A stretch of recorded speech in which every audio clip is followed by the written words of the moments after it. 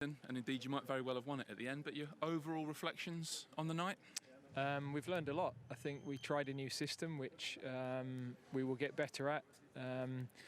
Given everything we've had to deal with, I mean 10 pull-outs for various reasons, so we felt we wanted to start with stability. I think they've lost 1 in 25 games, and we could have probably been a little bit higher in terms of our attacking threat in the first half, but we were in control, and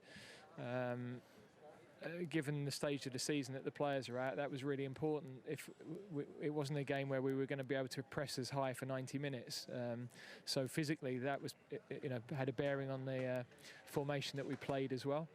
And second half we started to accelerate the game with some of the changes where we felt okay, we're in control, and putting Mason into the middle of midfield made us a little bit more forward thinking. Jack the same, and Ainsley I thought did really well. So very pleased with the lads that made their debut. I thought Connor Cody was excellent.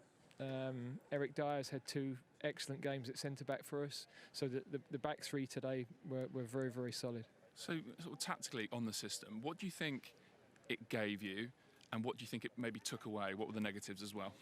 Well, stability building up for sure, and we looked very secure defensively, which is a great platform to build on. And we're looking at it against the better teams. Like how do we develop it for the some of the higher quality opposition? Because I think against the lower nations that we've played, the 4-3-3s work really well. So you do lose a little bit of that attacking threat of depending on the 8s that we play. But to be honest, the options we had to play that system tonight weren't going to be able to get through the 90 minutes. And this was the best way to refresh the team, but also look at something a bit different. What did you make of the balance in midfield after Mason Mount came on, but particularly before a Declan Rice and Calvin Phillips, obviously good players, but a bit too similar together? Well, obviously we're still learning a lot about Calvin, and for 15 minutes it took both of them a little while to get going. They're both still in pre-season, so I think it gave us stability. I think we made the change to accelerate it and to be a bit more forward thinking, but of course Mason's never played that role before, so you'd be asking players to play the role that have never played before to go in there, and we did that for 25-30 minutes, and I thought it looked very good. And did you also miss a left-footed player down the left side? Yeah, but where is that player? I keep hearing that argument, but I think Kieran Trippier's had 2 excellent games for us. His leadership, his talking. Of course, a left sider gives you that balance, but Chilwell injured, Shaw injured, Danny not really involved at Spurs at the moment, have been the 3 we've had with us more recently. So we adapted in the best way we could. Overall then, Gareth, what would you say about this camp? It feels like it's been tough, a little bit on the pitch, but certainly off it, right from the word go. I think the whole group have shown amazing resilience, really. We had numerous injuries, we had numerous positive tests, we had a lot of players who've been quarantining, we've had players really short of training minutes, understandably everybody short of match minutes, bar those that finished in the Champions League a little bit later.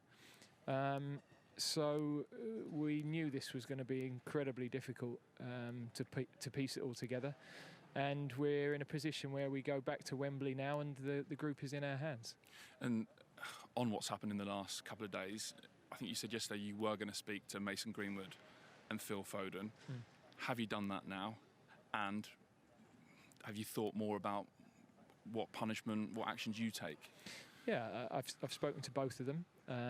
As I said yesterday, they know what's happened is unacceptable, and was unacceptable on a COVID basis, but as I've learned more detail, is unacceptable in any basis. So either way, they would have gone home. Equally, they're young men that need. So the consequence has been there. They need now support because they're everywhere in the press. everybody is wading in on them. They need help to rebuild. They need to understand the expectations of being an England player.